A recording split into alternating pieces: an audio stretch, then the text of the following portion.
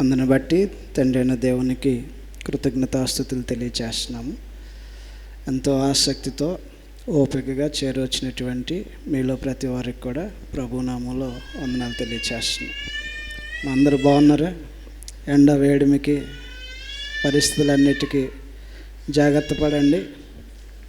పసిబిడ్డలు కలిగిన వారు తమ బిడ్డలను జాగ్రత్తగా చూసుకునే విషయంలో శ్రద్ధ వహించండి.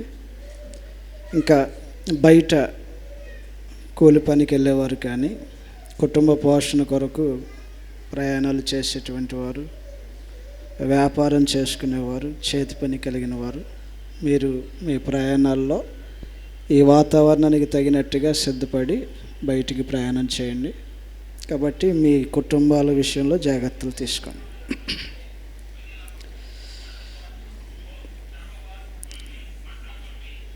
లోకమందు క్రైస్తవులు ఎలాంటి వారై ఉండాలనేది దేవుడు కోరుతున్నాడో చూడబోతాం. క్రైస్తవుడిగా బ్రతికే మనుషులు నమ్మకం కలిగి ఉండాలి,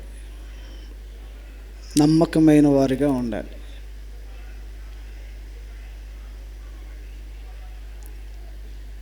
ఏదన్నా ఒక పని చేసేటప్పుడు ఖచ్చితంగా ఈ మనిషిని మనం నమ్మొచ్చో లేదో అనేటువంటి విచారణ చేస్తారు.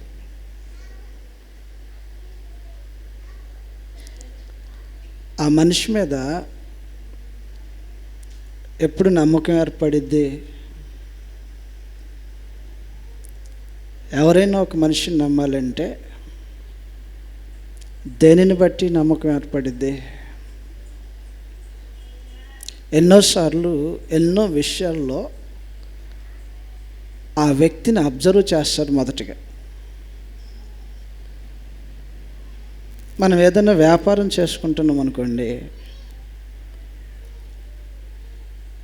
ఒకరోజు వేరే పని మీద ఆ పనిని వదిలి వేరే స్థలానికి వెళ్ళాల్సి వచ్చినప్పుడు ఆ 2 రోజులు 3 రోజులు ఈ పని ఎవరైనా చూసుకుంటారు అని ఆలోచన చేసినప్పుడు నమ్మకస్తులు ఎవరో చూస్తారు. ఈ పని అతనికి అప్పగించవచ్చు, అతడు బాధ్యతగా ఉంటాడు, అన్యాయం అక్రమం చేయడు, ఈ పనిలో యథార్థంగా ఉంటాడు, నిజాయితీపరుడుగా ఉంటాడు. కాబట్టి ఎన్నో విషయాలను ఆలోచన చేస్తాం. నమ్మకం కలిగినటువంటి వ్యక్తులు ఎవరు అని. అందువల్ల లోకమునందు ఉన్నటువంటి మనుషుల యొక్క ఆలోచనలే తమకు కలిగిన దాని మీద బాధ్యతలు అప్పగించాలన్నప్పుడు, పని పాడు చేయకోకుండా దాన్ని కాపాడతాడు అని అనుకున్నప్పుడు ఎవరైతే నమ్మకస్తులు ఉంటారో ఆ నమ్మకస్తుల కోసం మనం విచారణ చేస్తాం. ఆహార పదార్థాలు పెట్టే ఫంక్షన్స్లో ఏం చేస్తారంటే, కుటుంబంలో చాలామంది బంధువులు ఉంటారు. వివాహం కొరకు ఆహార పదార్థాలను సిద్ధపరిచినప్పుడు కానీ, ఏదన్నా ఇంటిలో శుభకార్యాలప్పుడు, ఫంక్షన్స్ అప్పుడు ఆహార పదార్థాలను సిద్ధపరిచినప్పుడు కుటుంబంలో ఊరిలో ఎంతోమంది ఉన్నప్పటికీ కూడా ఒక మనిషిని సెలెక్ట్ చేసుకుంటాడు. వండిన ఆహార పదార్థాల దగ్గర ఒక వ్యక్తిని పెట్టాలని చేస్తుంటారు కదా మీలో చాలామంది లాగా. ఎందుకంటే వాటన్నిటిని చూసుకోవటానికి సిద్ధపరచబడినటువంటి ఆహార పదార్థాల మీద ఒక వ్యక్తి నుంచి, అయ్యా ఇది పాడవకోకుండా, ఇతరులు ఎవరు దీన్ని తీసుకెళ్ళకోకుండా ఈ ఆహార పదార్థాల విషయంలో బాధ్యత కలిగి స్టార్టింగ్ నుంచి ఎండింగ్ దాకా అక్కడ కూర్చోగలిగినటువంటి వ్యక్తులు ఎవరైతే ఉంటారో వారికి ఆ బాధ్యతలు అప్పచెప్తారు.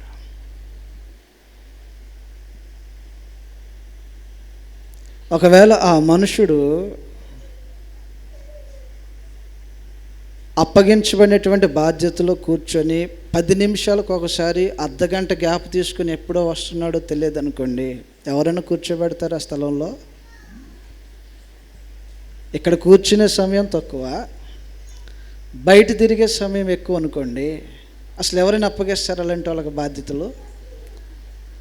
2, అసలు కూర్చోబెట్టినటువంటి వ్యక్తే ఆహార పదార్థాలను మాయం చేస్తున్నాడు అనుకోండి,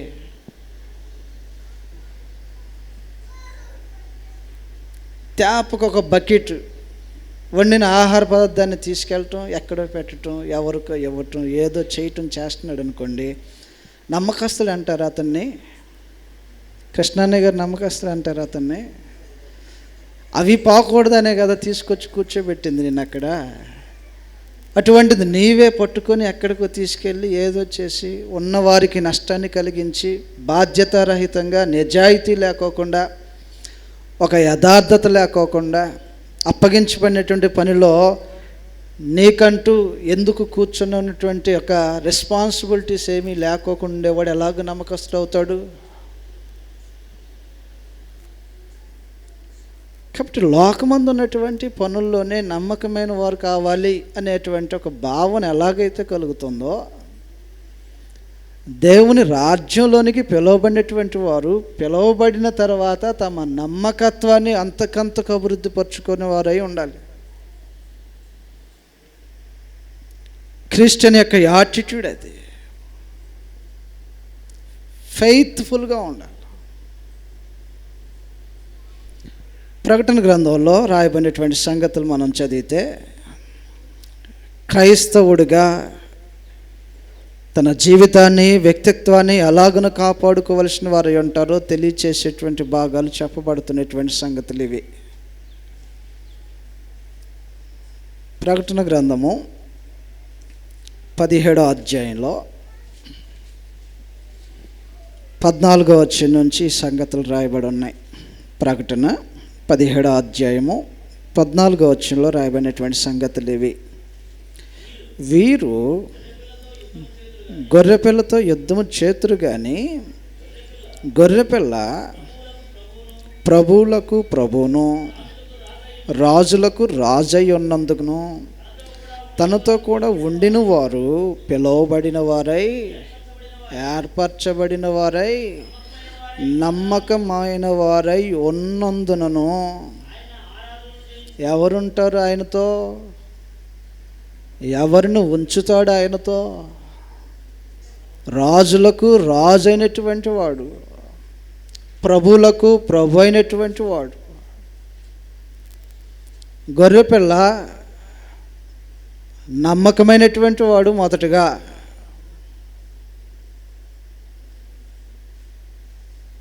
మనం సేవించుచున్నటువంటి గొర్రెపిల్ల. ప్రకటన గ్రంథము 1వ అధ్యాయంలో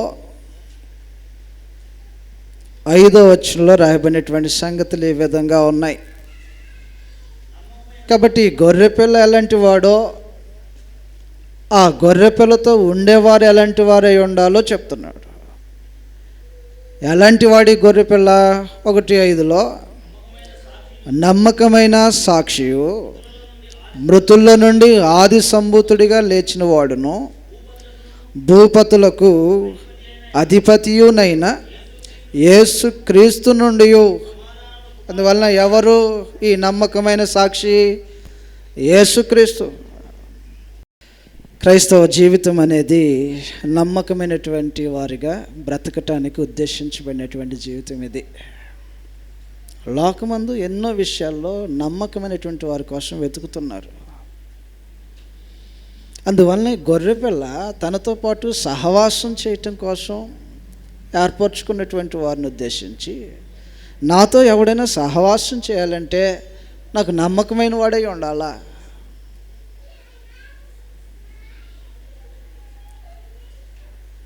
ఎవరైనా నమ్మకమైన వారుగా ఉండాలంటే మొదట నువ్వు నమ్మకస్తుడువా అని క్రీస్తు ప్రభుని గురించి అడిగితే ఆయన గురించి మాట్లాడుతున్నటువంటి లేఖనాలు ఇవి.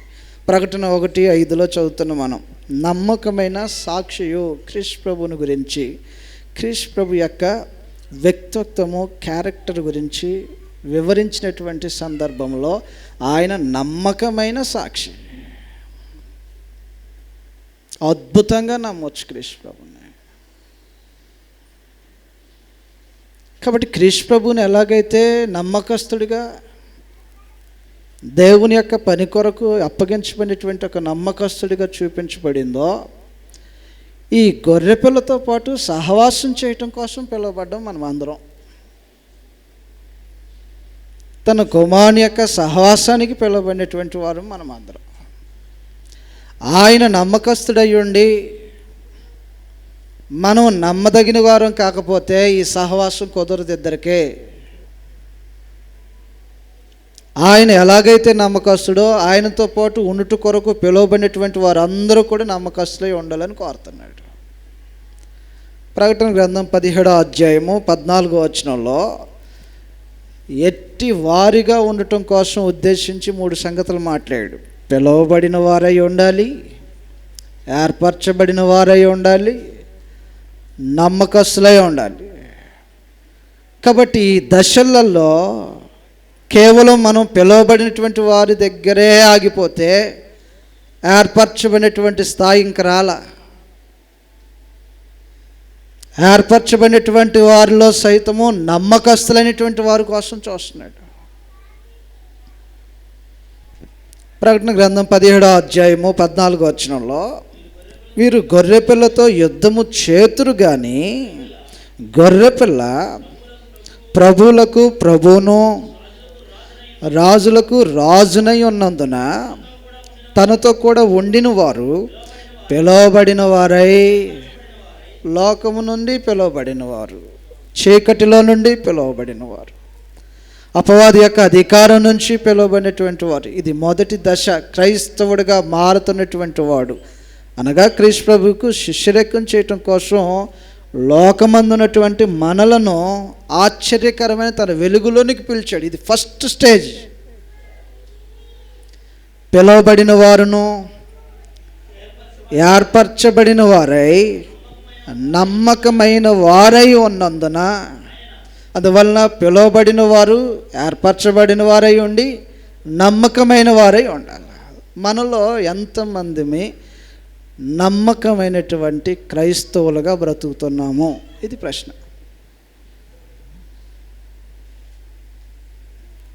నిజంగా నేను ఫెయిత్ఫుల్లా?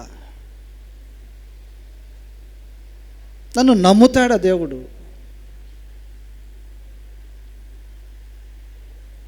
ఒక క్రైస్తవుడు ఎలాంటి వాడిగా ఉండటానికి తను సిద్ధపరచుకోవాలంటే నమ్మకమైన వాడిగా ఉండటానికి చూసుకోవాలంట.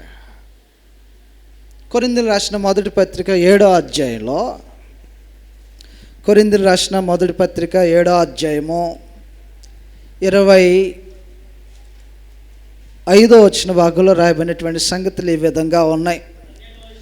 కన్యకల విషయమై ప్రభు యొక్క ఆజ్ఞ నేను పొందలేదు కానీ నమ్మకమైన వాడనై ఉండుటకు ప్రభు వలన కనికరము పొందిన వాడనై నా తాత్పర్యాన్ని చెప్పుచున్నాను. ఒక రోజున క్రీస్తు ప్రభుని వెంబడించడం కోసం తన జీవితాన్ని సమర్పించుకొని దేవుని క్రీస్తు ప్రభుకు దాసుడిగా చేయబడినటువంటి వాడిగా ఎంచబడినటువంటి అపోస్తలుడు తన్ను గురించి తాను చెప్పుకునేటప్పుడు ఏమంటున్నాడంటే నమ్మకమైన వాడునై ఉండటకు. నమ్మకస్తులు అవసరమా?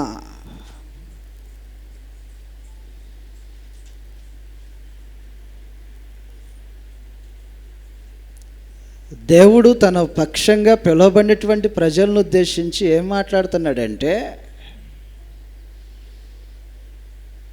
నేనైతే నిజాయితీపరుణ్ణి, నాతో ఎవడైనా సహవాసం చేయాలనుకుంటే నాతో పాటు ఉండేవాడు కూడా ఇలాంటి వాడే ఉండాలి. పారదర్శకంగా ఉంటాడంట తండ్రి అయిన దేవుడు. తిమోతి రాసిన 2వ పత్రిక,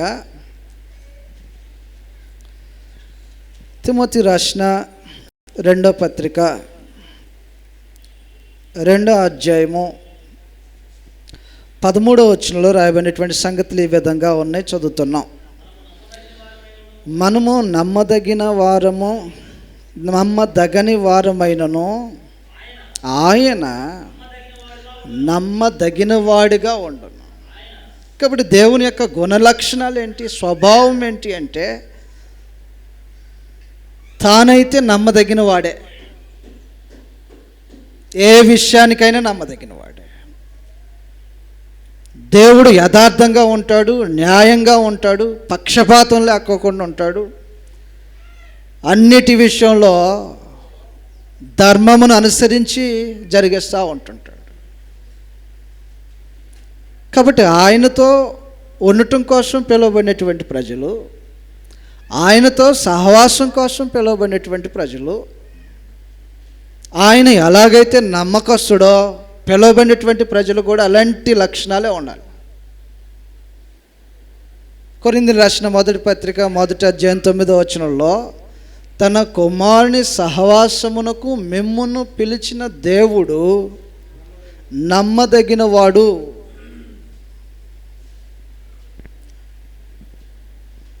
లోకమందు ఉన్నటువంటి కొందరు వ్యక్తులను చూసినప్పుడు అయ్య బాబు ఆయన నమ్మకూడదండి, అసలు ఈరోజే ఇస్తానని తీసుకెళ్తాడు, ఎన్ని సంవత్సరాలైనా డబ్బులు ఇవ్వడండి, నమ్మకాన్ని కోల్పోతాడు.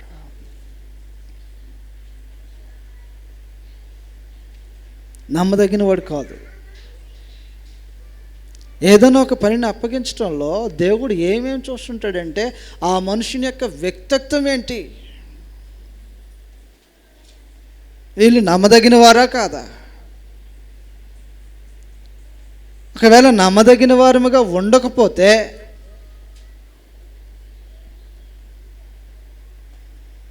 దాని ప్రతిఫలాలు పోగొట్టుకుంటాడు క్రైస్తవుడి జీవితంలో. కొరింథీయులకు రాసిన మొదటి పత్రిక 1వ అధ్యాయం 9వ వచనంలో ఈ సంగతులు రాయబడి ఉన్నాయి. మరొకసారి చదువుతున్నాం. మన ప్రభువైన యేసుక్రీస్తు అను తన కుమారుని సహవాసమునకు మిమ్మును పిలిచిన దేవుడు నమ్మదగిన వాడు. అందువలన దేవుడు నమ్మదగిన వాడై ఉంటే, నువ్వు అపనమ్మకస్తుడిగా ఉంటే ఆయనకి మనకు సహవాసము కుదరదు. హెబ్రీయులకు రాసిన పత్రిక 10వ అధ్యాయము 23వ వచనంలో కూడా మరొక సంగతిని వినిపించాడు. హెబ్రీ 10వ అధ్యాయము 23వ వచనంలో రాయబడినటువంటి సంగతి, వాగ్దానము చేసిన వాడు నమ్మదగిన వాడు గనక మన నిరీక్షణ విషయమై మనము ఒప్పుకొనినది నిశ్చలముగా పట్టుకొందుము. వాగ్దానము చేసిన వాడు నమ్మదగిన వాడు గనుక దేవుడు నమ్మదగిన వాడు. పరమ తండ్రి ప్రజలందరిలో అసలు ఎవరు నమ్మకస్తులు అని ప్రశ్న చేస్తాడు.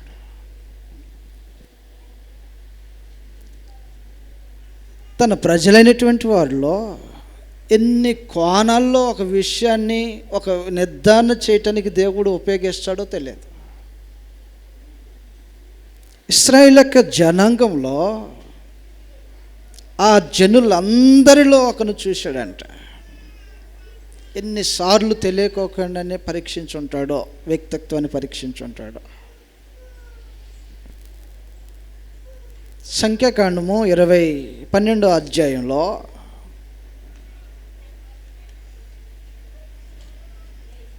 తన ఇల్లంతటిలో నమ్మకమైనటువంటి ఒకని గురించి మాట్లాడుతున్నాడు.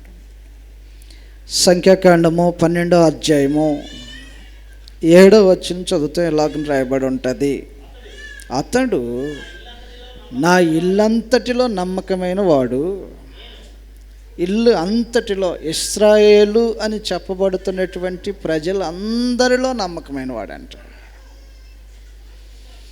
నిజంగా ఎన్ని విషయాలలో మోషే యొక్క మనసు ఎలా పనిచేసిందో చూసి ఉంటాడు. వ్యాజ్యములు తీర్చడం కోసం మోషే దగ్గరకు ప్రజలు వచ్చేవారు. ఎన్నో వ్యాజ్యాలు ఉండేది ఇశ్రాయేలు ప్రజల్లో, ఎన్నో గొడవలు ఉండేవి, ఎన్నో న్యాయం కోసము ఒకరి మీద ఒకరు అభియోగం చేసుకునేటువంటి పనులు ఎన్నో ఉండేవి. వాటన్నిటిని తీర్చడం కోసం మోషే దగ్గరకు వచ్చినప్పుడు మోషే యొక్క మైండ్ పక్షపాతంతో పనిచేస్తుందో, లేకపోతే న్యాయంగా పనిచేస్తుందో చూసి ఉంటాడు. ధనవంతుడిని ఒకలాగా, పేదవాడిని ఒకలాగా చూడకూడదు. ఈయన ఎలాగ పనిచేస్తున్నాడో చూసి ఉంటాడు దేవుడు. లంచము తిప్పుకొని న్యాయం త్రిప్పేస్తున్నాడో, లేకపోతే అసలు డబ్బుకు సైతము రాజీ పడుకోకుండా ఉన్నాడో దేవుడు పరీక్షించుంటాడు. లేకపోతే ఎందుకు నమ్మకస్తుడు అవుతాడు? సమూయేలు యొక్క కుమారులు ఎలాగైతే లంచం తీసుకొని న్యాయం త్రిప్పేశారో అటువంటి ఒక గుణం ఉందా ఇతనికి? పరీక్షించుంటాడు దేవుడు. మోషే న్యాయం తీర్చడంలో దేనికి లోబడకుండా ఇశ్రాయేలు యొక్క జనాంగాన్ని నడిపించడంలో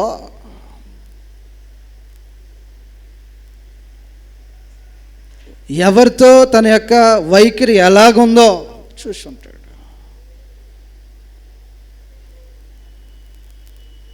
లేవీలతో ఒకలాగా, లేవీలు కాని వారితో ఒకలాగా ఉన్నాడు అనుకోండి, దేవుడు దాన్ని దృష్టిస్తాడు. అయితే దాంట్లో కూడా తాను నమ్మకమైన వాడే, అందరినీ సమానంగానే చూశాడు.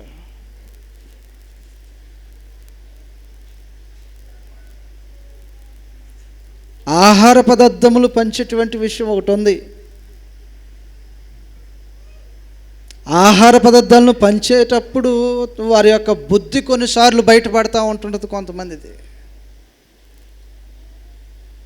లోకమందు ఉన్నటువంటి సామెత ఏంటంటే, పెట్టేవాడు మనోడైతే,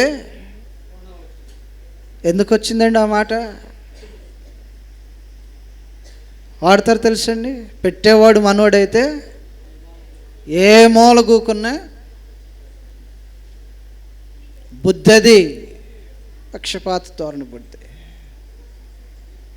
కాబట్టి ఇశ్రాయేలు ప్రజల్లో మన్నా కురిపించబడినటువంటి సమయాల్లో ఎవరు ఎంత భాగం తీసుకెళ్లాలో ఆ పరిశీలన చేసినటువంటి మోషే నాయకుడిగా ఉండి చేసినటువంటి పనుల్లో దేవుడు పరీక్షించుంటాడు.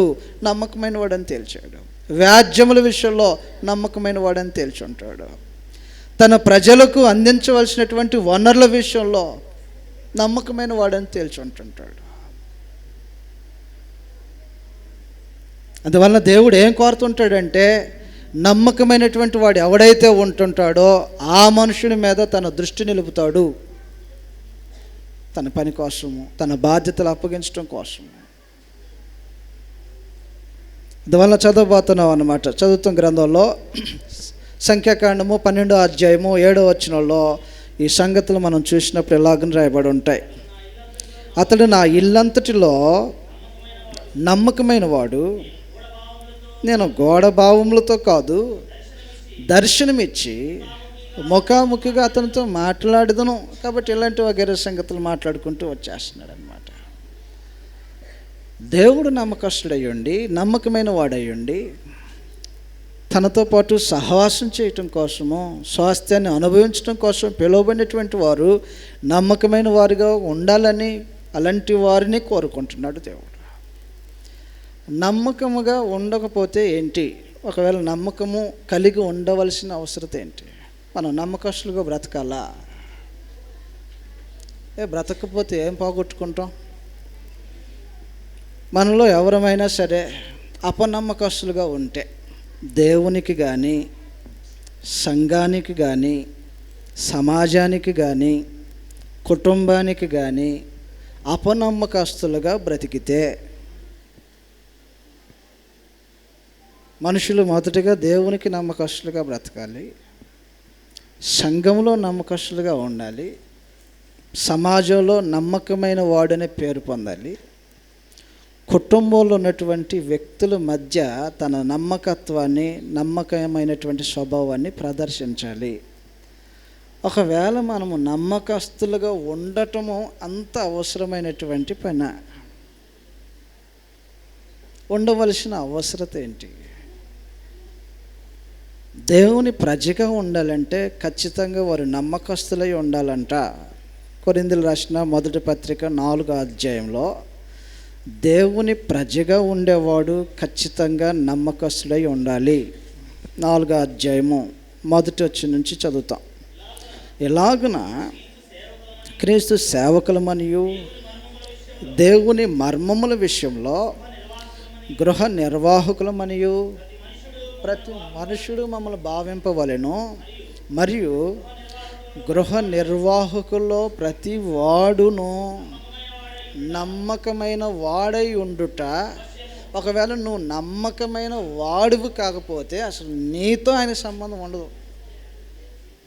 నువ్వు ఎప్పుడు ఎలాగుంటావో తెలియదు, దేనికి ఎలాగుంటావో తెలియవు.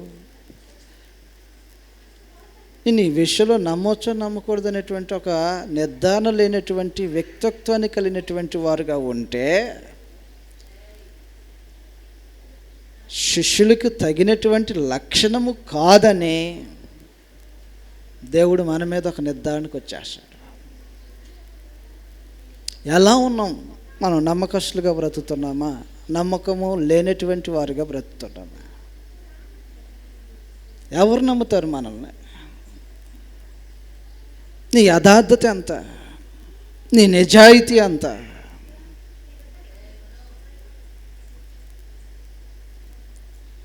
కాబట్టి వీటన్నిటినీ మనుషులే క్యాలిక్యులేషన్ వేస్తున్నప్పుడు పరలోకమందు ఉన్నటువంటి దేవుడు వీటన్నిటిని చూడకుండా ఎలాగుంటాడు? కాబట్టి ఒకవేళ నమ్మకత్వాన్ని చాటుకోకపోతే మనుషుడు ఏం పోగొట్టుకుంటాడంటే దానికి విశ్వాసానికి రావలసినటువంటి ఫలాలను పోగొట్టుకుంటాడు. మత్తయి సువార్త 25వ అధ్యాయంలో విశ్వాసపు ఫలాలను పోగొట్టుకునేవారే ఉంటారు మనుషుడు నమ్మకస్తుడు కాకపోయి ఉన్నట్లయితే. మత్తయి సువార్త 25వ అధ్యాయంలో 14వ వచనం నుంచి మనం చదువుతున్నప్పుడు ప్రభువైన యేసు తలాంతులు గూర్చినటువంటి ఒక ఉపమానాన్ని గురించి మాట్లాడుతూ ఉంటుంటాడు. ఒక మనుషుడు దేశాంతరమున ప్రయాణమై తన దాసులను పిలిచి తన ఆస్తిని వారికి అప్పగించాడు. ఒకడికి ఇంత, ఒకడికి ఇంత, ఒకడికి ఇంత అని పనిచేసి వెళ్ళిపోతాడు. అయ్యా, నేను వచ్చినప్పుడు వాటిని మరలా వసూలు చేసుకుంటాను, కాబట్టి మీకు ఇవ్వబడినటువంటి దాన్ని మీరు జాగ్రత్త చేయండి అని చెప్పి కొంత అప్పగించి వెళ్ళిపోయాడు. తిరిగి వచ్చిన తర్వాత అప్పగించబడినటువంటి దాసులను పిలిచి మీకు ఇచ్చిన దాన్ని మీరు ఏం చేశారు ఈ లెక్క అడుగుతున్నాడు. ఈ లెక్క అడుగుతున్నటువంటి సమయంలో 20వ వచనం చదువుతాం. అప్పుడు 5 తలాంతులు తీసుకొనిన వాడు మరి 5 తలాంతులు తెచ్చి, అయ్యా, నీవు నాకు 5 తలాంతులు అప్పగించితివే, అవియుగాక మరి 5 తలాంతులు సంపాదించితినని చెప్పాను. అతని యజమానుడు, బల నమ్మకమైన మంచి దాసుడా. ఎవడు నమ్మకంగా ఉండేవాడు? పాడు చేయనివాడు, వృద్ధిపరిచేవాడు నమ్మకస్తుడై ఉంటాడు. ఉన్నది ఉన్నట్టుగా పాతిపెట్టి తీసుకొచ్చిన వాడిని ఏమన్నాడు? 5ని 10 చేసిన వాడిని ఏమన్నాడు? 5 తలాంతులు అప్పగించబడితే ఆ 5 తలాంతులు కొంతకాలానికి దాన్ని 10 చేసి తీసుకొచ్చిన వాడినేమో బలా నమ్మకమైనటువంటి దాసుడు అని మాట్లాడితే, అప్పగించబడినటువంటి 1 తలాంతును తీసుకెళ్ళి నేలలో దాన్ని దాచిపెట్టి మరలా ఒక్కదానిగానే తీసుకొచ్చి చూపించినప్పుడు అతని గురించి ఏమంటాడు?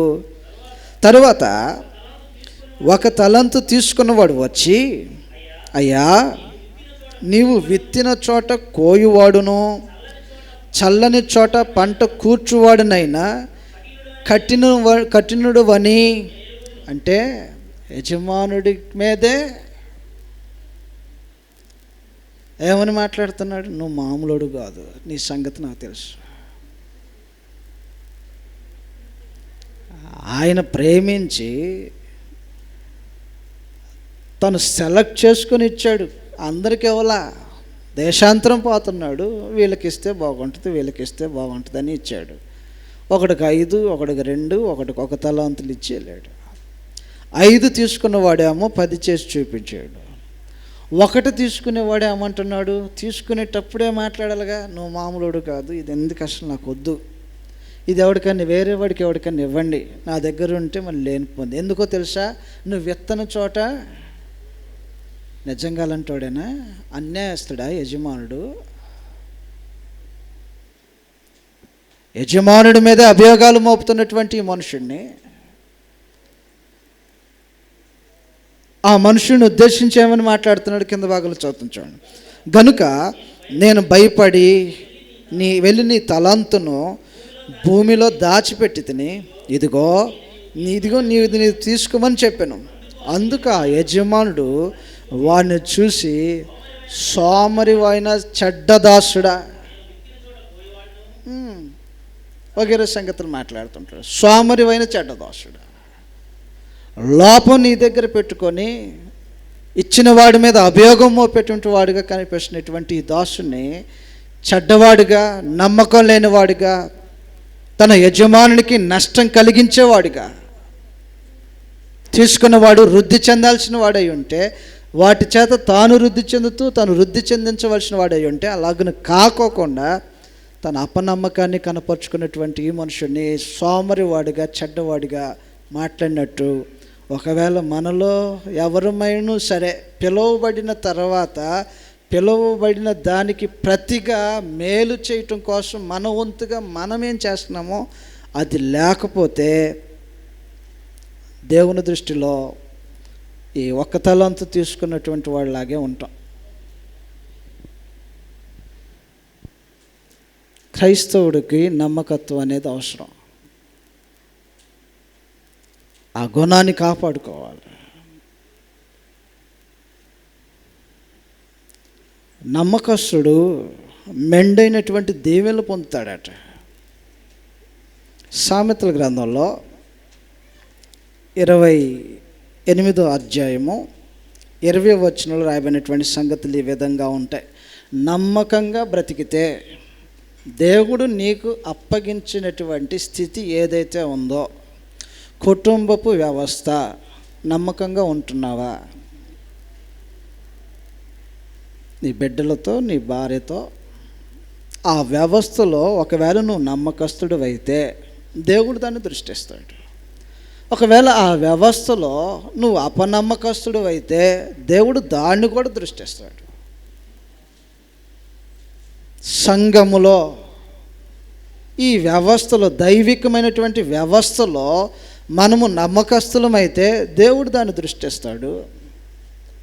అపనమ్మకస్తులమైనా సరే దేవుడు దాన్ని దృష్టిస్తాడు. మనం ఎవరు చూస్తున్నారులే అనుకుంటాం సహజంగా. ఇది మానవ స్వభావం.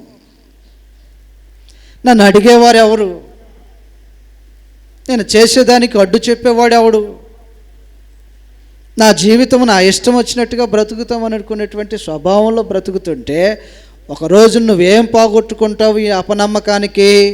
28వ అధ్యాయం 20 వచనంలో నమ్మకమైన వానికి దీవెనలు మెండుగా కలుగుతాయి, ఒకవేళ అపనమ్మకస్తుడిగా బ్రతుకుతున్న వాడికి ఏం కలుగుతాయి? మెండుగా కదండి. దీన్ని రివర్స్ చేసి చూద్దాం. ఇప్పుడు 28-20లో నమ్మకస్తుడికి దీవెనలు మెండుగా దొరికితే అపనమ్మకస్తుడికి మెండుగా ఏమి దొరుకుతాయి? ఆయనకు కూడా దీవెనలేనా? నమ్మకస్తుడికి ఏం దొరుకుతాయి? దీవెనలు దొరుకుతాయి. అవి ఎలా దొరుకుతాయి? మెండుగా దొరుకుతాయి. మరి అపనమ్మకస్తుడికి ఏం దొరుకుతాయి? ఒకవేళ నేను రిలయబుల్ క్యాండిడేట్ని కాదనుకో, నమ్మకస్తుని కాదనుకో, నా విశ్వసనీయతని నేను ప్రదర్శించట్లేదు అనుకో, దేవుని ఎదుట, సమాజం ఎదుట, సంఘం ఎదుట, కుటుంబం ఎదుట నాకు ఏ బాధ్యతలు ఉన్నాయో, ఏ వ్యవస్థలో నేను ఇన్వాల్వ్ అయి ఉన్నానో ఆ వ్యవస్థల్లో నా క్యారెక్టర్ కనుక నమ్మకమైనది కాకపోతే నాకు వచ్చే ఫలం ఏంటంటే శాపాలు పాలవుతారు మనుషులు. మీలో ఎవరు అపనమ్మకస్తులుగా ఉండొద్దు. దేవునికి అపనమ్మకస్తులుగా ఉండొద్దు. సమాజంలో అపనమ్మకస్తులుగా ఉండొద్దు. కుటుంబంలో అపనమ్మకస్తులుగా ఉండొద్దు. ఒకవేళ అపనమ్మకస్తుడిగా ఉంటే దేవుడు నీకు అసలు ఏది అప్పగించడు. ఇశ్రాయేలు జనాంగాన్ని నడిపించడానికి పరమ తండ్రి మోషేని తీసుకొచ్చింది అందుకోసమే. మనం చదివచ్చాం, మరొకసారి చదువుతాం. ఎలాగని రాయబడి ఉంటారు. సంఖ్యాకాండం 12వ అధ్యాయము 7వ వచనంలో ఇశ్రాయేలు ప్రజలను మోషే చేతికి అప్పగించి నడిపించేటువంటి బాధ్యతలు దేవుడు ఎందుకు అప్పగించి ఉంటాడంటే ఎన్నోసార్లు తన జీవితాన్ని చదివి ఉంటాడు దేవుడు. ఊరికే జాక్పాటుగా ఏది రాదు. ఇశ్రాయేలు నడిపించేటువంటి బాధ్యతలు దేవుడు ఎందుకు అప్పగించి లాటరీ వేసి తీశాడు ఆ మోషేని దేవుడు. లాటరీ వేసి తీసి ఇది నీ పేరు మీద పడింది, ఇక నీకు తప్పదు.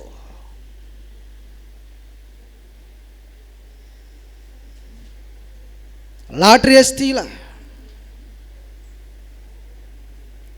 తన దృష్టిలో మోషేని ఎంత చదివి ఉంటాడో, తన జీవితాన్ని ఎంత చూసి ఉంటాడో, బాల్యం నుంచి ఫరో ఇంటి దగ్గర నుంచి చూసుకుంటూ వచ్చి ఉంటాడు. ఇతని జీవితం ఏంటి, ఇతని ఆలోచనలు ఏంటి, ఇతని ప్రవర్తన ఏంటి, ఏదైనా అప్పగిచ్చేస్తే అతను తన విషయంలో ఎలాగైనా స్పందిస్తాడు. సగం దాచుకొని సగం తీసుకొచ్చేవాడా, అక్రమంగా వేరే దాన్ని తొలగించేవాడా, అన్యాయాన్ని చేసేవాడా, దౌర్జన్యానికి ఒడికట్టేవాడా, ఇలాంటి ఎన్ని విషయాలు చూసి ఉంటాడో మోషేని తీసుకొచ్చే ముందు. మోషే జీవితాన్ని చదివిన దేవుడు మనలో ప్రతి వాని జీవితాన్ని చదువుతూ ఉన్నాడు. ఆయన ఆల్రెడీ రికార్డెడ్. ఈ మనిషి ఈ విషయానికి ఎలాగుంటాడు, ఈ విషయంలో ఎలాగుంటాడు, డబ్బు విషయంలో ఎలాగుంటాడు, స్నేహం విషయంలో ఎలాగుంటాడు, కుటుంబ విషయంలో ఎలాగుంటాడు, ఒక భర్తగా ఎలాగుంటాడు, ఒక భార్యగా ఎలాగుంటుంది, సమాజంలో వ్యక్తులతో ప్రవక్తన ఎలాగుంటుంది, ఏ విషయానికైనా మంచి చెడు అంటే ఎలాగుంటారు, లేకపోతే దౌర్జన్యము అన్యాయ విషయంలో సహించలేని వాడుగా ఉంటాడు. ఆయన చదువుతున్నాడు నిన్ను.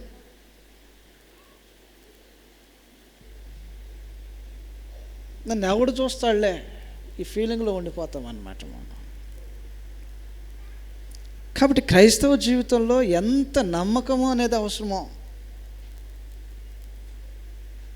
మోషేని తీసుకొచ్చి ఇశ్రాయేలు ప్రజల మీద పెట్టి నాయకత్వాన్ని అప్పగించడంలో ఇతడు నా ఇల్లంతటిలో నమ్మకమైన వాడు, అద్భుతమైన వాడిని పట్టుకొచ్చాడు.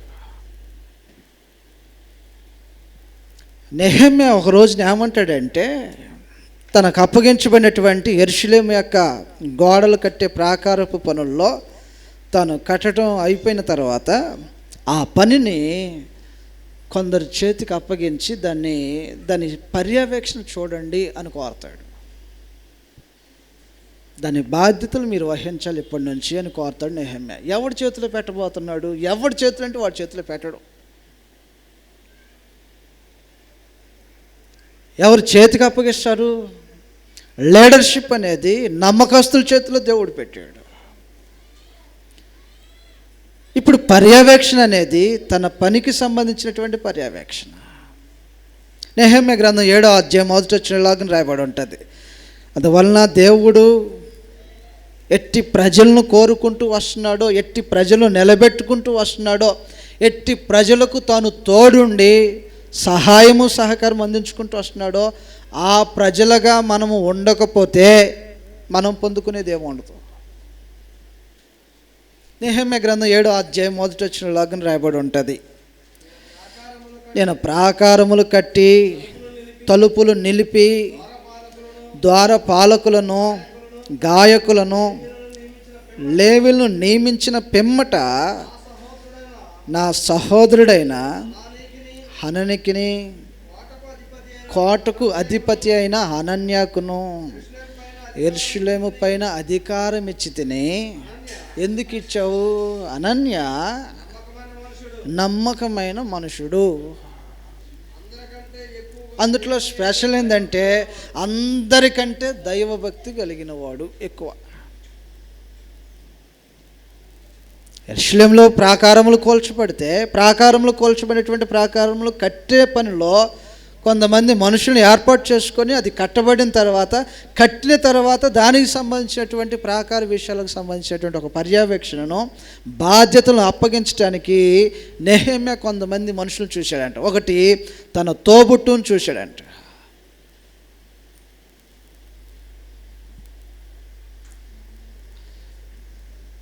మీ తమ్ముడు కాబట్టి నువ్వు పెట్టావు. నెహెమ్యా పెడితే దేవుడు ఊరుకుంటాడేంటి? ఒకవేళ నెహెమ్యాకు ఉండొచ్చు, మా తమ్ముడు ఉంటే బాగుంటుంది, దేవుడు ఊరుకుంటాడు అంతే.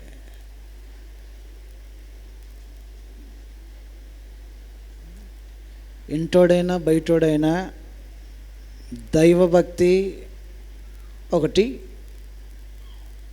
నమ్మకం రెండు, వీటిని పర్యవేక్షించి అపాయింట్ చేసుకుంటూ వచ్చాడు దేవుడు. నెహెమ్యా తోబుట్టు అనేటువంటి ఒకరిని పెట్టాడు. హనన్య అనేటువంటి ఇంకొక మనుషుని పెట్టాడంట. ఎందుకు ఈ ఇద్దరు మనుషుని పెట్టాడంటే, ఇతడు నమ్మకమైన వాడు ఒకటి, దైవభక్తి విషయంలో అందరికంటే ఎక్కువగా. ఒకవేళ పరమ తండ్రి నేడున్నటువంటి మనల్ని గనక పరీక్షించి, ఇంకో ఈమెకు అందరికంటే దైవభక్తి ఎక్కువ, నా గురించి చెప్తాడండి నా దేవుడు, ఆ నమ్మకం ఉంది అసలు మనకి?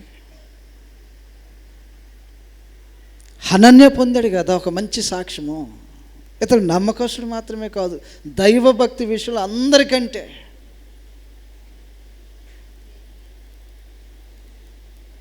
ఇంకో ఏముందనుకోండి, వచ్చిన దగ్గర నుంచి నిద్రపోయిద్ది అని చెప్పొచ్చా కొంతమందిని? ఏనున్నాడు అనుకోండి, వచ్చిన దగ్గర నుంచి ఫలానా చేస్తుంటాడు, ఆయన పని ఏదో ఆయనలో ఉంటాడు చెప్పొచ్చు కదండి. దేవుడు నమ్మకమైనటువంటి వారి చేతిలో ప్రతిదీ పెట్టుకుంటూ వస్తున్నాడు. జాగ్రత్త. రాజ్యాలను పరిపాలన చేసేటువంటి రాజులు సైతము తమ సామ్రాజ్యంలో ఉన్నటువంటి వ్యక్తులు నమ్మకమైనటువంటి వారై ఉంటేనే వారిని తీసుకొచ్చి తమతో పాటు కూర్చొని పెట్టుకుంటారు కదా. అన్నిటికంటే ఉన్నతమైనటువంటి రాజ్యం ఇది. దానియేలు గ్రంథం 6వ అధ్యాయంలో దానియేలును సామ్రాజ్యంలో తమతో పాటు కూర్చుండబెట్టుకునేటువంటి ఒక అవకాశము మాటి మాటికి అతనికి ఎందుకు కల్పించబడుతుందంటే, అతని యొక్క క్యారెక్టర్ ప్రతి విషయానికి నమ్మకంగా ఉంటాడు, ధనాగారం మీద నమ్మకంగా ఉంటాడు, రాజ్య సంబంధమైనటువంటి నిర్ణయాలు ఏవైతే తీసుకొనబడతాయో ఆ నిర్ణయాలను ఎవరికి చెప్పకుండా రహస్యంగా ఉంచాల్సి వస్తే రహస్యంగా ఉంచుతాడు, వెల్లడి చేయాల్సి వస్తే వెల్లడి చేస్తూ ఉంటుంటాడు. దానియేలు గ్రంథం 6వ అధ్యాయంలో రాయబడినటువంటి సంగతులు ఈ విధంగా ఉంటాయి. 3వ వచనంలో, 6వ అధ్యాయము 3వ వచనం నుంచి చదువుతున్నాం. ఈ దానియేలు అతి శ్రేష్టమైన బుద్ధి గలవాడై ప్రధానుల్లోనూ అధిపతుల్లోనూ ప్రఖ్యాతి నొంది ఉండిన గనుక రాజ్యమంతటి మీద అతను నియమింపవలనని రాజు ఉద్దేశించను. రాజ్యం అంతటి మీద ఆయన నియమించాలనుకున్నాడు. ఎందుకు ఈ ఆలోచన కలిగింది? నమ్మక ద్రోహం చేసేవాడిని అయితే అసలు రాజు తన ప్రక్కనే ఉంచుకోడు. ఉంచుకుంటారండి అసలు నమ్మక ద్రోహులు ఎవరినన్నా? నమ్మక ద్రోహులు ఏదైనా ఒక విషయం చెప్పారనుకోండి, ఆ విషయాన్ని ఎక్కడ పదిలంగా ఉంచాలో, ఎక్కడి వరకు ఉంచాలో అంతవరకు మాత్రమే ఆలోచన చేసి వదిలేయాలి. కొంతమంది ఉంటారన్నమాట. కొంతమంది ఎలాగుంటారంటే, ఏ విషయాన్ని అయితే ఎక్కడ వదిలేయాలో అక్కడ వదిలేయరు, దాన్ని తీసుకెళ్ళి అందరి దగ్గర చాటింపు అన్నమాట. అక్క నువ్వు ఎవరికి చెప్ప మాకు అని అంటుంది. నేనేందుకు చెప్తా చెల్లె అంటది ఆమె. ఇది మన మధ్యలో ఉండాలి అంటాడు అన్నది ఆమె. అట్లనే అనేది. కానీ ఈ విషయం ఎక్కడికి వెళ్ళిద్దో తెలుసా? మళ్ళీ ఆమె కూడా వెళ్ళి ఏమనేది అంటే, అక్క ఈ విషయం నువ్వు ఎవరితో చెప్ప మాకు. ఆమె కూడా అంతే. ఇది అపనమ్మకస్తులు అన్నమాట. అలాంటి విషయాలు ఏవైతే ఉంటాయో రాజ్య సంబంధించినటువంటి విషయాలలో ఎక్కడ విషయాన్ని ఎక్కడ దాచేయాలో అక్కడ దాచేయకపోతే అక్కడ అపనమ్మకస్తుడు అవుతాడు. నమ్మకస్తుడు ఏం చేస్తాడంటే సంగతి దాచిపెడతాడండి. దాయాల్సిన సంగతిని దాచేస్తాడు.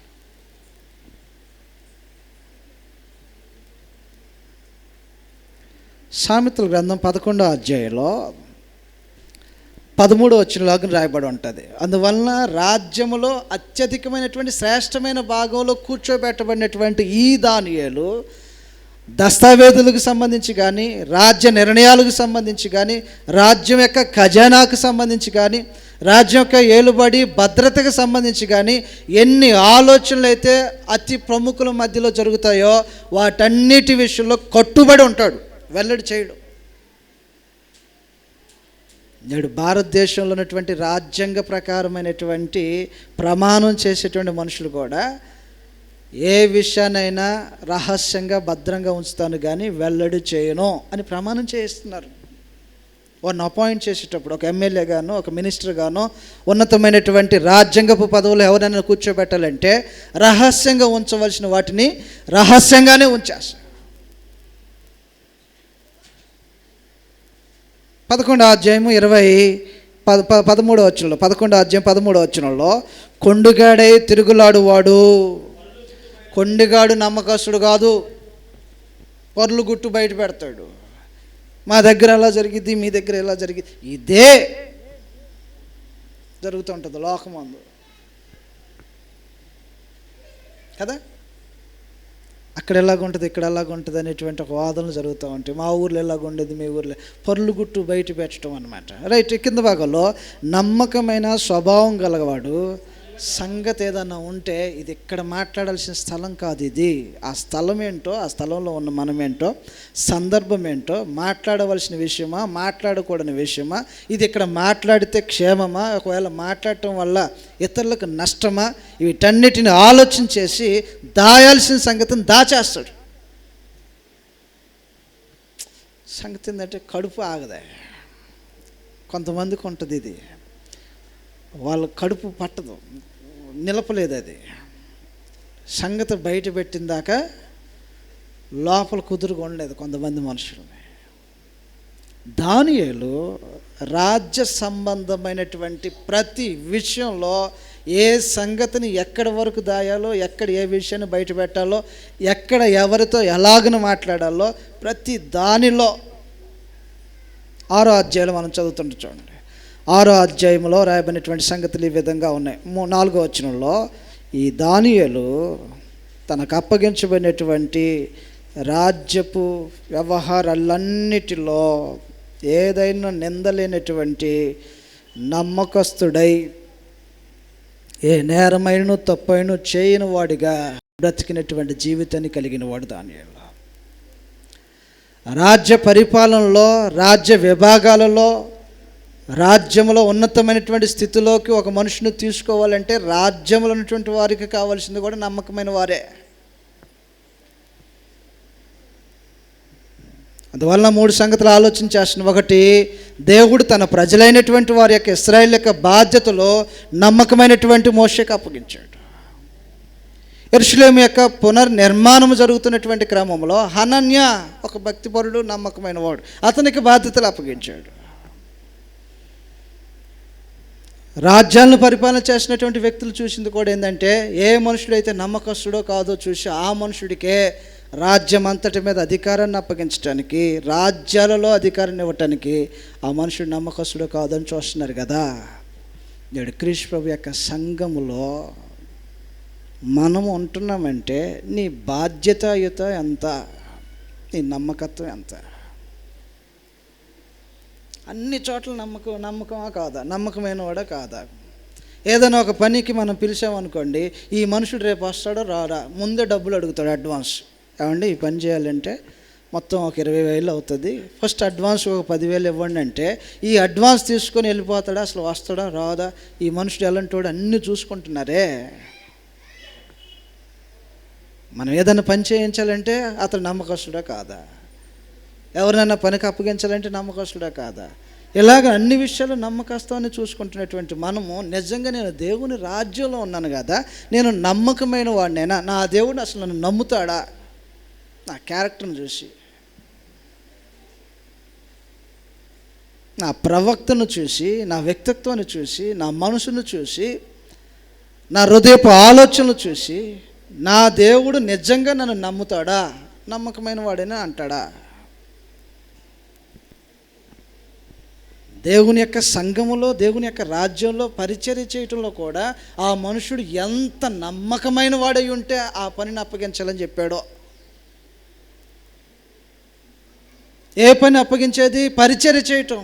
మనం రాగానే ఏర్పాట్లు ఉంటాయి కదా, ఈ ఏర్పాట్లన్నింటినీ ఏర్పాట్లు చేసుకోవటం కానీ, ఇంకేదైనా సేవా ధర్మానికి సంబంధించినటువంటి పనులు చేయటం కానీ, ఈ పనులను అప్పగించాలంటే మొదట తాను నమ్మకస్తుడని పరీక్షించబడిన తర్వాత అప్పగించాలి.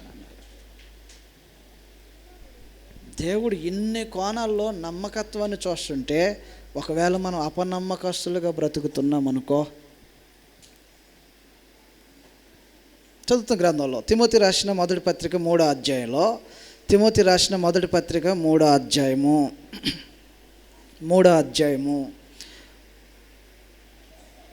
10వ వచనంలో రాయబడినటువంటి సంగతులు ఈ విధంగా ఉంటాయి.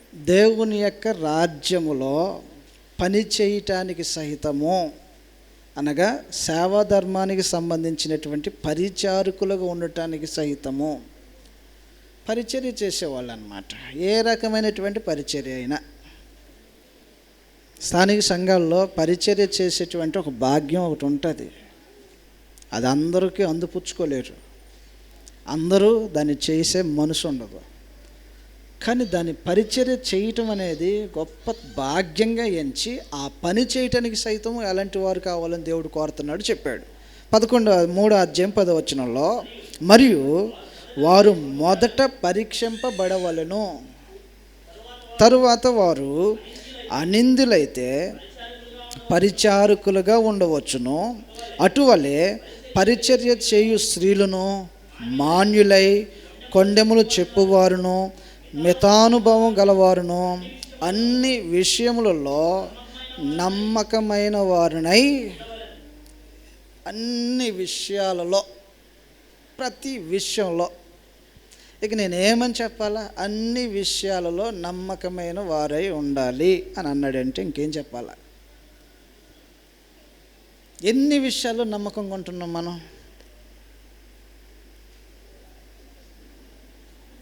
దేవుణ్ణి సేవించే విషయంలో నమ్మకస్తులమా కాదా? దేవుని సేవించే విషయంలో అంటే అందుట్లో కూడా నమ్మకస్తులు ఉంటారా అంటే ఉంటారు. ఊరకనే డంబంగా పలికేవారు ఉంటారు అన్నారు, ముఖస్తుతి అని అన్నది వాళ్ళని. దేవుని సేవించే విషయంలో నీ నమ్మకత్వం ఎంత? దేవునికి సమర్పించేటువంటి అర్పణల విషయంలో నీ నమ్మకత్వం ఎంత? ఇశ్రాయేలు ప్రజలు నమ్మకస్తులుగా కనపడలే, దేవుని సమ్ముఖంలో దొంగల్లా కనపడ్డారు. మనందరూ తెలుసు, మలాకి 3:10లో దేవుని యొద్దనే దొంగతనం చేసి మేమెక్కడ దొంగతనం చేసామని మరలా ఆయన అడిగితే, నా మందిరంలో ఉండవలసినటువంటి ఈ భాగము తీసుకురాక మీరు దొంగలయ్యారు, నువ్వు అపనమ్మకస్తుడివి. దేవుని సేవించడంలో నీ నమ్మకత్వం, దేవునికి అర్పించడంలో నీ నమ్మకత్వం, దేవుడు ఎలాగను బ్రతకాలని ఒక జీవితాన్ని డిజైన్ చేసిన తర్వాత ఆ జీవితంలో బ్రతకని వాడు అపనమ్మకస్తుడిగా బ్రతుకుతున్నాడు. మనలో ఎంతమంది ఉన్నామో ఇలాగా ఊరికనే పై వేషానికి వచ్చేవారు. అందువలన దయతో ప్రేమతో మీకు తెలియచేసినటువంటి సంగతి ఏంటంటే, ఒకనాడు యెరూషలేము పట్టణాన్ని అంతా గాలిచ్చాడు. ఈవెన్ వన్ విల్ ట్రై, ఒక్కడైనా కనీసం ట్రై చేయటానికైనా ఉన్నాడేమో చూడమని. ఇర్మియా గ్రంథం 5వ అధ్యాయం 1వ వచనంలో, నమ్మకంగా బ్రతకను ఉద్దేశించిన వాడు కనీసం ఒక్కడంటే ఒక్కడున్నాడా అని సెట్ చేపించాడు. ఇర్మియా గ్రంథం 5వ అధ్యాయం 1వ వచనంలో అండి, యెరూషలేము వీధులలో యెరూషలేము వీధులు ఎలాగుంటాయి? భక్తి పరవశించిపోవాలి. నిత్యం అనునిత్యం ఏదో ఒక కార్యక్రమం, ఏదో ఒక బలులు, ఏదో ఒక అర్పణ, యాజకులు తిరిగేవారు, నిష్ట కలిగిన ప్రజలు తిరిగేవారు, భక్తి కలిగిన వారు తిరిగేవారు, దేవుని పట్ల విధేయత చూపించేవారు. వారు ఏ స్థలంలో ఉన్నా ఆ యెరూషలేము పట్టణానికి వచ్చి వెళ్ళేవారు. దేవుని యొక్క మాటలు స్మరించబడేటువంటి ఒక గొప్ప స్థలంలో ఒక రోజున ప్రవక్తను తీసుకెళ్ళి పరమతండ్రి ఏమంటున్నాడంటే, ఎటు పరిగెత్తగలవో అటు పరిగెత్తి కనీసం ఎక్కడుంటారేమో ఎక్కడైనా చూడు, యెరూషలేము యొక్క వీధుల్లో నువ్వు ఎక్కడ చూసినా ఒక్కడిని పట్టుకొచ్చి, ఈ మనుషుడు నమ్మకమైన వాడండి, కనీసం నమ్మకమైన వాడు కాకపోయినా నమ్మకస్తులుగా ఉండటానికి ట్రై చేస్తున్నాడని ఒక్క మనుషుడిని నువ్వు రుజువుపరిచినా నేను వదిలేస్తాను. ఏ పట్టణంలో నమ్మకస్తులు దొరకట్లా? యెరూషలేము పట్టణంలో ఎలాంటి వాళ్ళు ఉంటారు? అసలు చదువుతాం ఇప్పుడు ఇలాగ 5వ అధ్యాయం మొదటి వచనంలో ఇలాగ రాయబడి, యెరూషలేము వీధులలో ఇటు అటు పరిగెత్తుచు తిరుగుచుండి చూసి తెలుసుకొనుడి, దాని రాజవీధుల్లో విచారణ చేయుడి, న్యాయము జరిగించుచు నమ్మకముగా ఉండ యత్నించుచున్న ఒకడు మీకు కనపడిన ఎడల. ఏమి ఆఫర్ అండి అసలు! 70 సంవత్సరాల అతి కఠినమైనటువంటి దాశ నుంచి తప్పించుకోవటానికి ఒక్కడంటే ఒక్కడు దొరికితే వదిలేస్తాను అంతే. మొత్తం డూబా? డూబుగాక నిజమా? అవునా కదా? ఇప్పుడు వెతికిచ్చేది ఎవరు? దేవుడు. వెతుకుతున్నది ఎవరు? ప్రవక్త. కామన్ పీపుల్ దగ్గరికి వెళ్ళాడు. కనీసం ఒక్కడంటే ఒక్కడు ఏమైనా న్యాయంగా నీతిగా బ్రతకటానికి, దేవుడు చూపించిన మార్గంలో బ్రతకటానికి ఎవడన్నా ఉంటాడేమో చూశాడు. ఒక్కడు దొరకలా. సరే, వీళ్ళ దగ్గరంటే దొరకకపోయారు. అధికారులు ఉన్నారు కదా, గనులు ఉన్నారు కదా, సమాజంలో గుర్తించబడిన వాళ్ళు ఉన్నారు కదా, యాజకులని, ప్రవక్తలని, ఇంకొక పెద్ద కేటగిరీ అని, ఫస్ట్ క్లాస్ పీపుల్స్ అని కనబడుతున్నటువంటి వారు ఉన్నారు కదా. వాళ్ళ దగ్గరికి వెళ్ళి వాళ్ళ దగ్గర చూస్తే 5వ వచనంలో, గనులైన వారి యొద్దకు పోయినను, వారితో మాట్లాడదను, వారు యెహోవా మార్గమును దేవుని న్యాయ విధిని ఎరుగువారునై ఉందురు కదా. దేవుని న్యాయ విధిని ఎరిగిన వారై ఉందురు కదా అనుకున్నాడంట. అయితే ఒకడును తప్పకుండా ఎప్పుడో ఇరిసి ఒకడు పడేశారు కాడి. అది మోసేవాడికి అయితే కాడి ఉండిద్ది. ఎట్లా కాడు వేసాడు పరమ తండ్రి, ధర్మశాస్త్రం అని ఒక కాడు వేసాడు. అరే నాయన, ఈ కాడి మీ మీద మోయాలి, దీన్ని అనుసరించాలని వేస్తే ఒక్కడికైనా కాడు ఉందా? అది వేరంగం చేసే జనం. అది ఎప్పుడు ఇరిసి పడేశారు. ఒక్కడైనా ఆ కాడి తమ భుజముల మీద పెట్టుకోవటం కానీ, తమ కాళ్ళకు కట్లు కట్టుకున్నట్టుగా కానీ, కట్లు తెంపుకున్నాడు ఎలాగుంటాడు, కట్లు కట్టినోడు ఎలాగుంటాడు, ఈ కట్లు తెంపుకున్నటువంటి జనంగా కనబడుతున్నారంట. ఇప్పుడు యెరూషలేము అనేటువంటి మహాపట్టణంలోనే నమ్మకస్తులు కనపడకపోతే, నిత్యము దేవునికి యాజకత్వం జరుగుతున్నటువంటి స్థలము, దేవునికి సేవా ధర్మములు జరిగించబడుతున్నటువంటి అతి పరిశుద్ధ స్థలంగా, ఆనాడు ఉన్నటువంటి స్థలాల్లో అతి పరిశుద్ధ స్థలంగా చెప్పబడినటువంటి దేవాలయం ఉన్నటువంటి ఆ పట్టణంలోనే కనీసం ఒక్కడ కనపడకపోతే, ఒకవేళ దేవుడు పరమ తండ్రి కోగులంపాడులో నీతిగా బ్రతకను ఉద్దేశించే ప్రయత్నం చేయవాడు ఒక్కడైనా ఉన్నాడా? ఊరంతా ఎతుకుతాడు. ఊర్లో ఎలాగూ దొరకరు అనుకోండి. నీతిగా బ్రతికేవాడు ఎక్కడ బయట ఉండడు. అంటే వాళ్ళందరూ అవినీతి మంతులని నేను అనట్లే. దేవుని నీతిని జరిగించేవారు. దేవుని నీతి అనేది ఒకటి ఉంది. లోకమంది నీతిమంతులు ఉంటారు, కానీ దేవుని నీతి వారి దగ్గర కనపడదు. ఊర్లో ఎలాగూ దొరకరు దేవుని నీతి జరిగించేవాళ్ళు. ప్రభు సంఘము అని చెప్పబడుతున్నటువంటి ఈ స్థలంలో ఎంతమందిని కౌంట్ చేస్తాడో, 1 2 3 ఈ 3 కూడా లేవు అనుకుంటాడా? అసలు కనీసం ఒక్కడైనా ఉన్నాడు అనుకుంటాడా? యెరూషలేము పట్టణాన్ని ఒక్కడ ఉంటే 70 సంవత్సరాలు క్యాన్సిల్ చేయడానికి సిద్ధపడిన దేవుడు ప్రతి వాడిని చూసి ఉంటాడు అలాగా. అయితే వీడు ఉన్నాడా లేడా, ఉన్నాడా లేదా, ఆ ముందా లేదా ప్రతి వాడిని చూసి ఉంటాడు. ఒక్కడ కనపడిని వదిలేస్తానన్నాడంటే మొదట ఆయన చూసి నీ చేతనైతే నువ్వు కూడా చూడు అని అన్నాడు. ఎంత అవసరం నమ్మకత్వం మానవ జీవితాలకు, ఎంత అవసరం. ఒక మనుషుడు నమ్మకస్తుడిగా బ్రతకటం ఎంత అవసరం. అందువలన ఇప్పుడు నా సమస్య ఏంటంటే, నేను నమ్మకస్తుడైనటువంటి క్రైస్తవుడినేనా? నాకు ఎలా తెలిసిద్ది? ఆయన కోరుతున్నాడు కదా మనుషులు నమ్మకస్తులై ఉండాలని. నాకు ఎలాగ తెలిసిద్ది నేను నమ్మకస్తుడినేనని?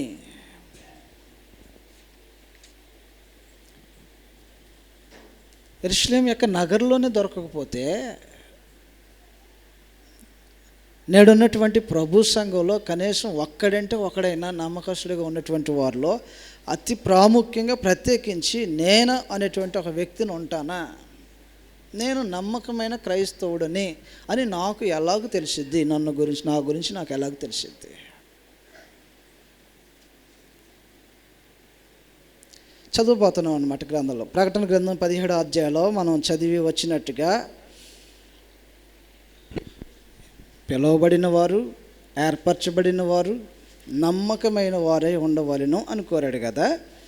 నేను నమ్మకస్తున్నా కాదా అనే ఈ విచారంలో దేవుడు నా యందు ఉంచుతున్నటువంటి కొన్ని సంగతులు ఇప్పుడు మనం చూస్తున్నాం. ఒకటి, పవిత్రతతో కూడినటువంటి జీవితాన్ని కలిగిన వారు తమ నమ్మకాన్ని చాటుకుంటున్నారు.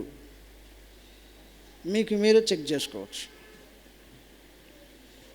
పవిత్రతతో కూడినటువంటి జీవితము ఎంతమంది కలిగి ఉన్నారో వారందరూ తమ సృష్టికర్త అయినటువంటి దేవునికి నమ్మకస్తులుగా బ్రతుకుతున్నారు. పేతురు రాసిన మొదటి పత్రిక 1వ అధ్యాయము 13 నుంచి మనం సంగతులు చదివితే, మీ జీవితపు పవిత్రత నీ నమ్మకత్వం కలిగిన వాడు అపనమ్మకస్తుడో నిర్ధారణ చేసిద్ది గ్యారెంటీగా. నీకు నువ్వు నిర్ధారించుకోవచ్చు, అవును నేను నమ్మకంగానే బ్రతుకుతున్నా, నా దేవుని పట్ల నేను నమ్మకంగా బ్రతుకుతున్నా. ఎలా తెలిసిద్ది నేను నమ్మకస్తుడని? నీ జీవితపు పవిత్రత నిర్ధారణ చేసిద్ది.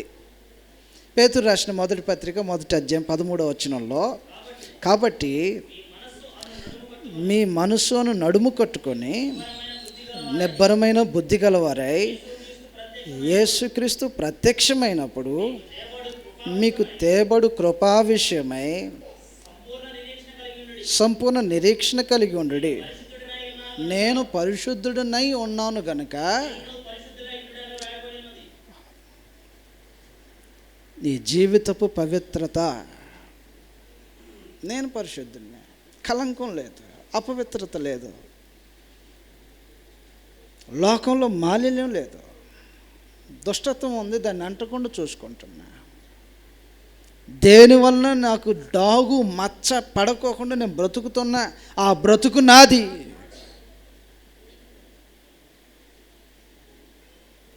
పరిశుద్ధులుగా ఉంటకు పిలిచాడు కాబట్టి పరిశుద్ధతకు తగినట్టుగానే బ్రతుకుతున్నా. అయితే నువ్వు నమ్మకస్తుడివే.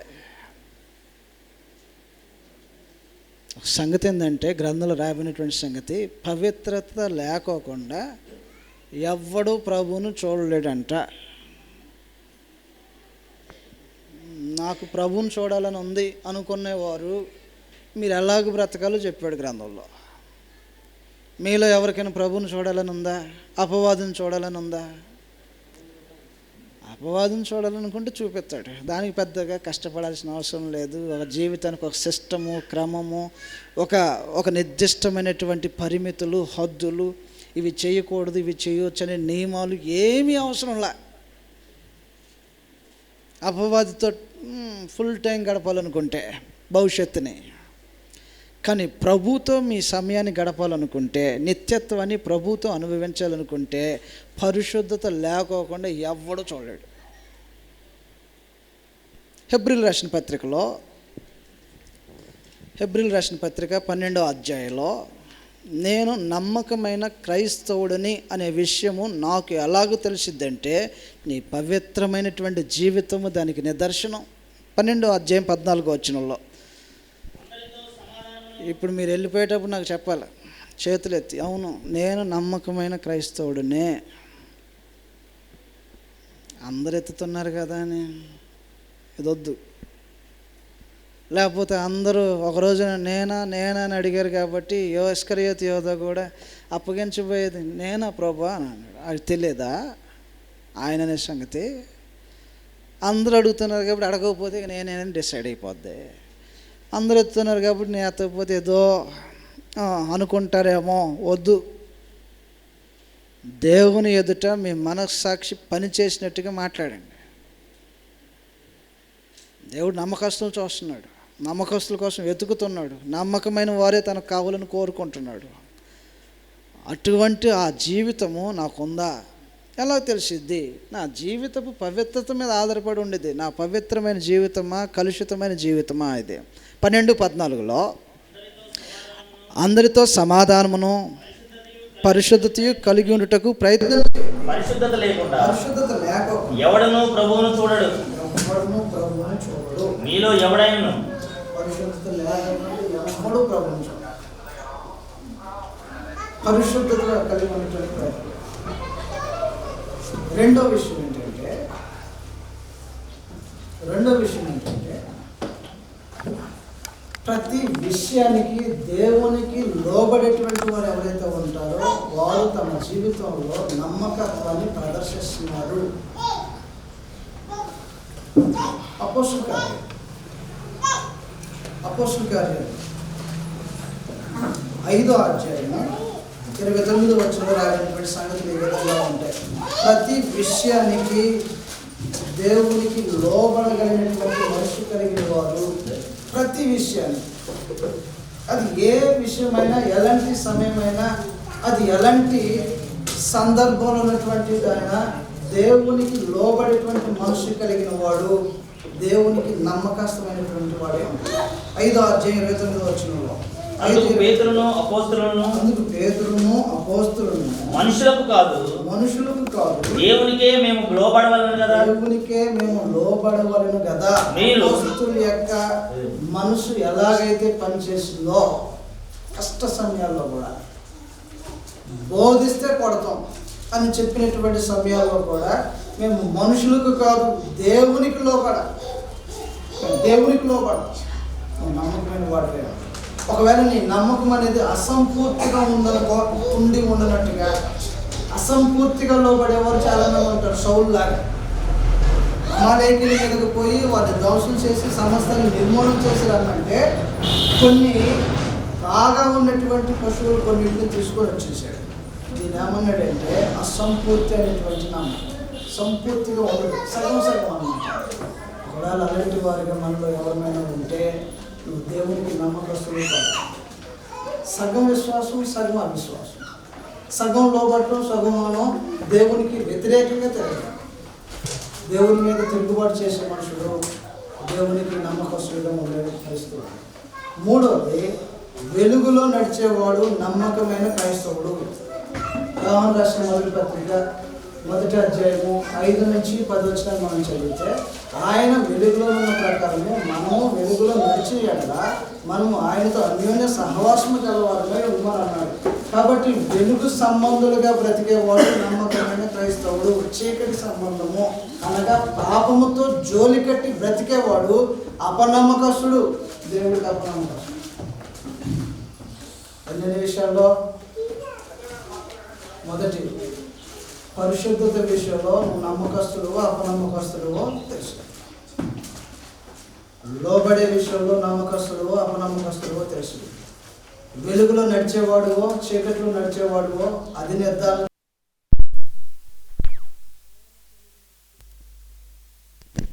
ప్రేమ కలిగి నడుచుకునే వారైతే ఈ సంగతి చూసి మనం ముగించబోతున్నాం. ఎఫెసీయులకు రాసిన పత్రిక 5వ అధ్యాయంలో ప్రేమ కలిగి నడిచే మనుషుడు నమ్మకస్తుడై ఉంటాడు. 5వ అధ్యాయము 1వ వచనం నుంచి చదువుతాం. ఎఫెసీ, కావున మీరు ప్రియులైన పిల్లల వల్లే దేవుని పోలి నడుచుకోండి. క్రీస్తు మిమ్మల్ని ప్రేమించి పరిమళ వాసనగా ఉండుటకు మన కొరకు తను దేవునికి అర్పణముగాను బలిగాను అప్పగించుకొనెను. అలాగుననే మీరు కూడా ప్రేమ కలిగి నడుచుకొనుడి. మీలో వగైరా సంగతులు మాట్లాడు. ప్రేమ కలిగి నడుచుకునేవారు, ప్రేమించటమే తప్ప ద్వేషించటము లేనటువంటి మనుషులుగా ఉండేవాడు నమ్మకమైనటువంటి క్రైస్తవుడై ఉంటాడు. ఆఖరిగా లోపం ఏదైనా ఉంది అని లేఖనాలు మనకు తెలియచేసినప్పుడు ఆ లేఖనాలను దిద్దుకునేవాడు నమ్మకమైనటువంటి క్రైస్తవుడై ఉంటాడు. తీతు రాసిన పత్రిక 1వ అధ్యాయం 3వ వచనం నుంచి మనం చదివితే, లోపముగా ఉన్న వాటిని దిద్ది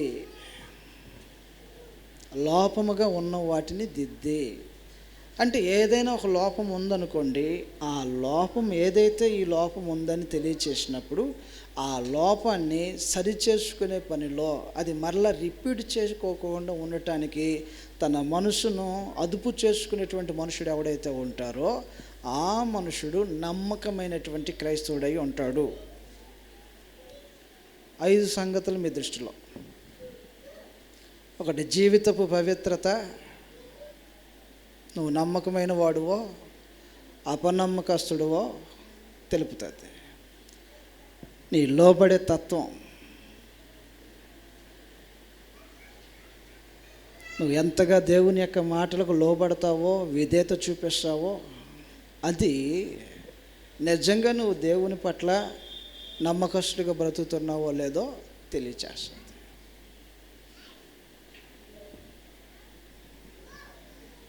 ప్రేమ కలిగి ఉంటాం,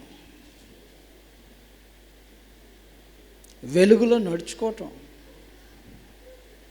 లోపంగా ఉన్నటువంటి వాటి విషయంలో తగులుబడి ఆలోచన చేసి దిద్దుకోవటం, ఈ మనసు ఎవరికైతే ఉంటుందో ఆ మనుషుడు నమ్మకంగా ఉన్నటువంటి వాడే ఉంటాడు. నమ్మకస్తుడికి మెండైన దేవుళ్ళు దొరుకుతాయి. చెప్పాడు కదా తన గ్రంథంలో మనం చదివి వచ్చినట్టుగా. ఇంతకీ మనం నమ్మకస్తులమైనటువంటి క్రైస్తవులమా, అపనమ్మకాన్ని లేదా అంతగా నమ్మేవారుగా లేనటువంటి క్రైస్తవులమా? మీకు మీరు ఆలోచన చేసుకోండి. కాలం గడిచిపోతుంది. ఏమైందంటే పాపము రొటీన్ అయింది. పాప జీవితము, రోత జీవితం ఏదైతే ఉందో దానికి అలవాటు పడిపోయినటువంటి జీవితాలు అయిపోయి ఉంటే ఒకవేళ దానివల్ల మనకు కలిగేటువంటి మేలేం ఉండదు. దేవుడు నమ్మకస్తులు కావాలని కోరుతున్నాడు. నమ్మకస్తుల కోసం తన దృష్టి నిలిపాడు. ఒకవేళ యెరూషలేము పట్టణాన్ని వెతికినప్పుడు ఒక్కడు కూడా దొరకలేదని ఎలాగైతే ఒక రోజున ఇర్మియా కాలంలో జరిగిందో, నేడున్నటువంటి మన కాలంలో ఒక్కడంటే ఒక్కడు నమ్మకస్తుడిగా లేకపోతే ఏం జరిగిద్దో. మీ నమ్మకత్వాన్ని పరీక్షించుకోండి, విమర్శించుకోండి. నిజంగా నా జీవితం ఇలాగుంది కదా, దేవుడు కోరుతుంది ఇలాగ కదా, పవిత్రంగా బ్రతకమన్నాడు, పవిత్రంగా ఉన్నానా లేదా, లోబడమన్నాడు, లోబడుతున్నానా లేదా, లోపాలు దిద్దుకోమన్నాడు, లోపాలు దిద్దుకుంటున్నానా లేదా, ప్రేమించమన్నాడు, ప్రేమ కలిగి ఉన్నానా లేదా, ఎలాంటి విచారణ చేసుకొని ఒకవేళ లోపాలు ఏదైనా ఉంటే వాటిని దిద్దుకోవటం అనేది చాలా అవసరం. లోపం కలిగిన వారంగా బ్రతికి క్రైస్తవులు అని చెప్పుకోవటం వల్ల ఉపయోగం ఉండదు. కాబట్టి మీరు లోపం లేని వారిగా బ్రతకండి. మెండైనటువంటి దేవుడు నమ్మకస్తులకు దేవుడు అనుగ్రహిస్తానని చెప్పాడు. నమ్మకస్తులను దేవుడు ఏ రోజున ఏ కాలంలో వదిలిపెట్టలేదు. అలాగని మీరు బ్రతుకుతూ మీ జీవితాలను మార్చుకుంటూ దేవునికి అనుగుణంగా జీవించాలని మీ ప్రేమతో మనం చేస్తూ ఇప్పటి వరకు విని సహకరించిన మీ అందరికి కూడా ప్రభునామంలో వందనాలు తెలియజేస్తున్నాను.